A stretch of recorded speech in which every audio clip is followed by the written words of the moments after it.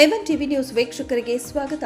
Cult film promotional ಈವೆಂಟ್ಗೆ ಕಾರ್ಯಕ್ರಮಕ್ಕೆ ಭಾಗವಹಿಸಲು ಶೇಖ್ ಸಾದಿಕ್ ಮನವಿ. ಇದೇ ತಿಂಗಳು ಜನವರಿ 23ರಂದು ಕನ್ನಡ ಚಿತ್ರರಂಗಕ್ಕೆ ಹೊಸ ಅಧ್ಯಾಯನದಂತೆ ಕಲ್ಟ್ ಫಿಲ್ಮ್ ಸಿನಿಮಾ ರಿಲೀಸ್ ಆಗುತ್ತಿದ್ದು, ಈ ಸಂಬಂಧ ನಾಳೆ ಅಂದರೆ ಜನವರಿ 15ರಂದು ಕೋಲಾರ ನಗರದ ವಾಲ್ಮೀಕಿ ಸರ್ಕಲ್ ಫುಡ್ ಕೋರ್ಟ್ ಆವರಣದ ಬಳಿ ನಟ ಜೈದ್ ಖಾನ್ ಹಾಗೂ ಅವರ ತಂಡ ಬರಲಿದ್ದು, ಈ ಕಾರ್ಯಕ್ರಮದಲ್ಲಿ ಹೆಚ್ಚಿನ ಸಂಖ್ಯೆಯಲ್ಲಿ ಕನ್ನಡ ಅಭಿಮಾನಿಗಳು ಭಾಗವಹಿಸಬೇಕೆಂದು ಮುಖಂಡ ಶೇಖ್ ಸಾದಿಕ್ ಮನವಿ ಮಾಡಿಕೊಂಡಿದ್ದಾರೆ.